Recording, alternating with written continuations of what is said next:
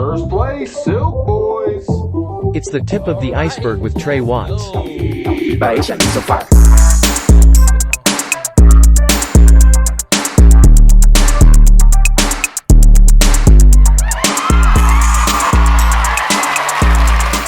What is going on, Burg and Burgheads? It's another episode of the Burg with your boy Trey Watts.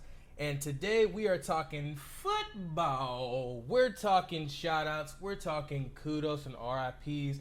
And it's a new week, so you know what that means. Burg heads, a new set of rules, but we also get two things for free. That's a chance and a choice. Now, if you woke up and chose to be a bad motherfucker, I salute you. You understand me? You get the Burg stamp of approval.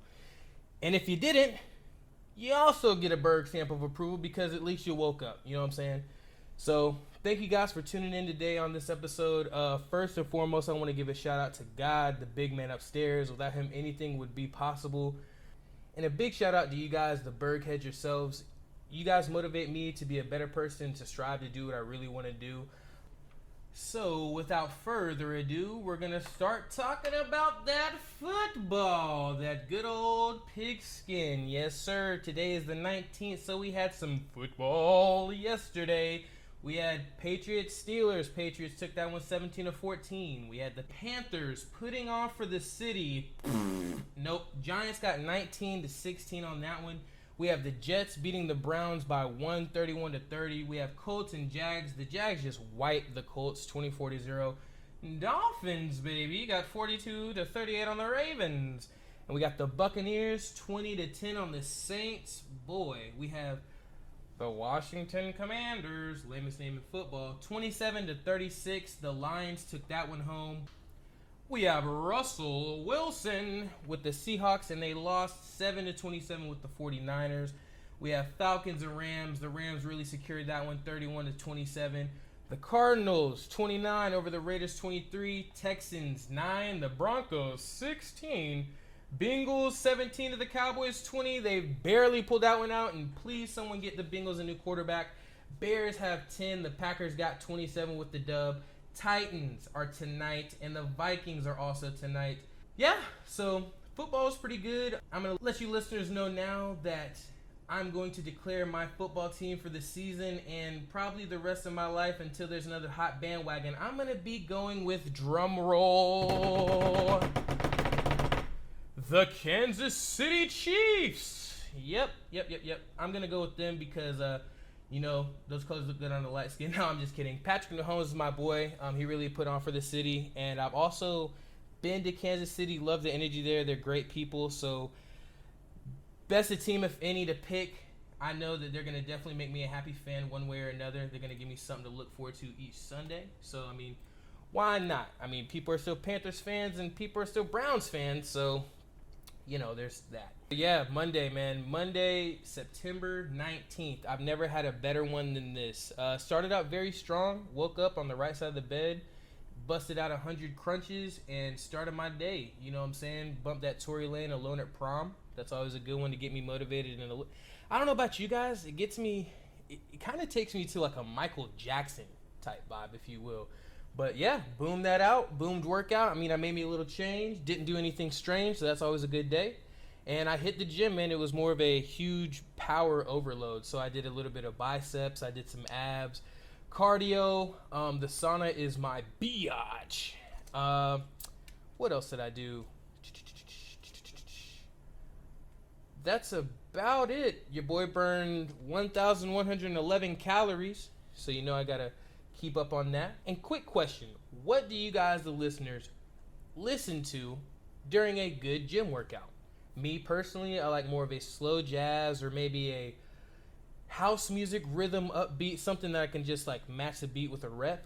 And hell, it's like even give me some of the Rat Pack. You know, I'll listen to some Frank Sinatra, Dean Martin, even throw some Sammy Davis Jr. in there.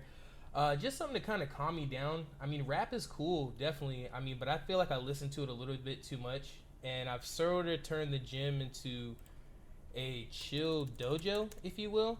So that's kind of where I want to like relax, not really get pumped up. But I mean, hell, just guys, give me your suggestion and I'll be sure to listen to it.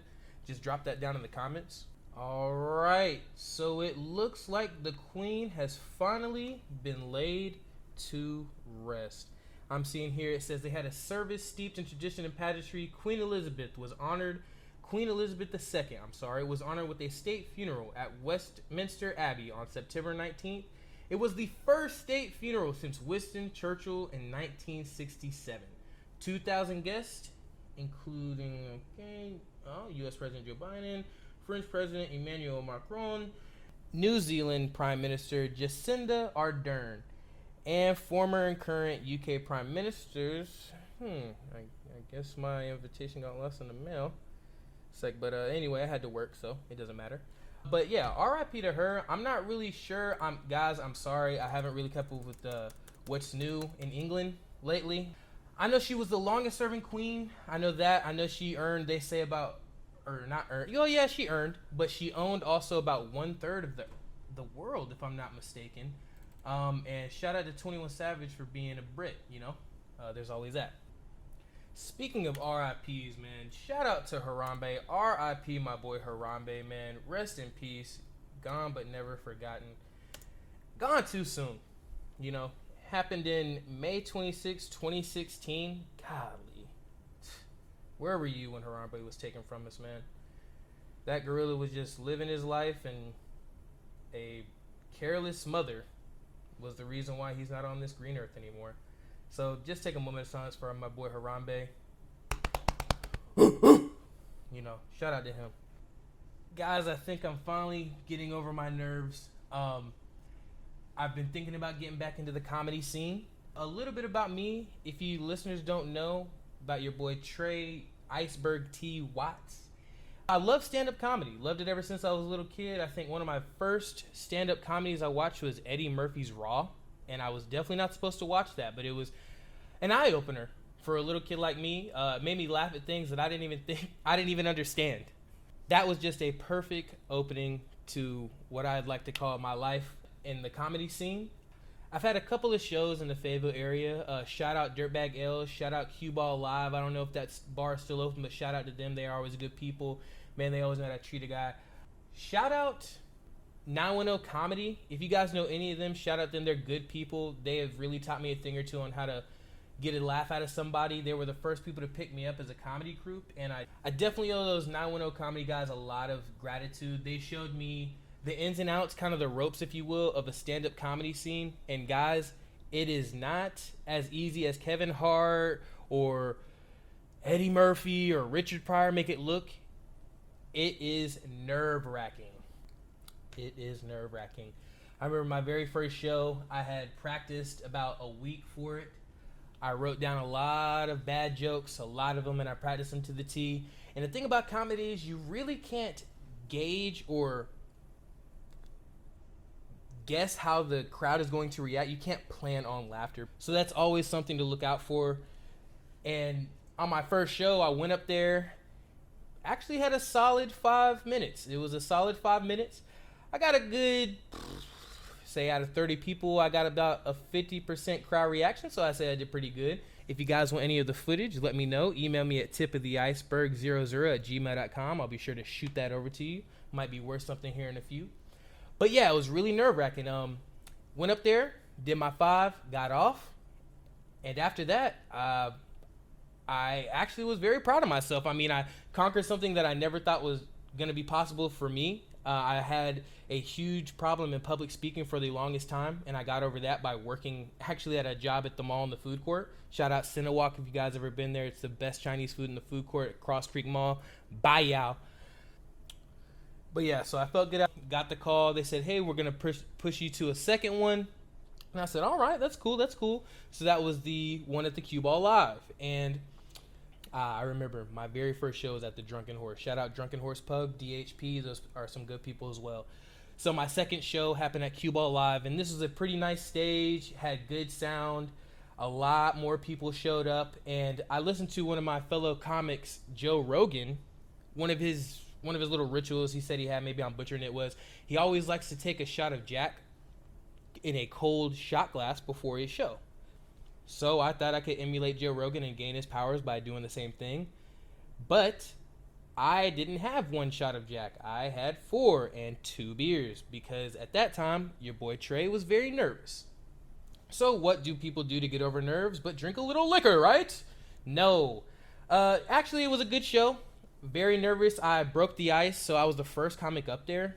They actually let me choose my walkout music or my intro music, if you will. So that was a very fun change of pace. While that's some Future fuck up some comments, you already know. Shout out Future, he's my reverend. But yeah, that was my second show. My third show was at Dirtbag Ales, and that was the very first time your boy bombed. But we won't get into that this one. This is a more positive get out and go get it podcast today, so let's keep going down that ice. And with me bombing like that, it really kind of scared me away from actually attempting stand-up comedy again, because it's just not a good feeling. Bombing up there really is just you, a mic, and eyes looking back, no reaction, and you kind of just gotta wave your hand in front of your neck, cut, and they kind of get you on out of there, save you. I think I want to get back in the scene. I think I'm ready. I have some material I've been working on, really ready to go out there and show them what I got. Here at the IceBurgT family, we also got some shirts coming out as well and merch. It should be here late September, early October, so go ahead and shoot me a pre-order of the sizes of Tip of the Iceberg 00@gmail.com. Let me know what you guys want, and I can go ahead and ship them out to you. The prices are $15 a shirt. It's handmade.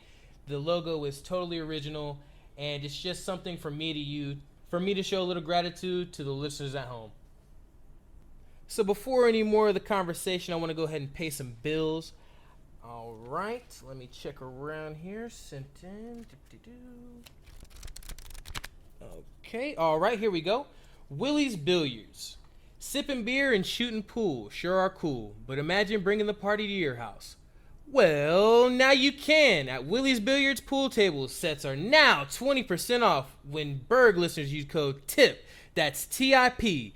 And when you use code TIP, that's TIP, they'll also throw in a free pair of blue balls. So go ahead and check out Willie's Billiards, where the fun starts when you grab a stick.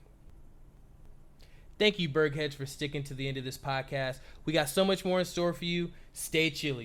Silk Boys would like to thank you for sticking around for this podcast. Stay tuned next week for a banger.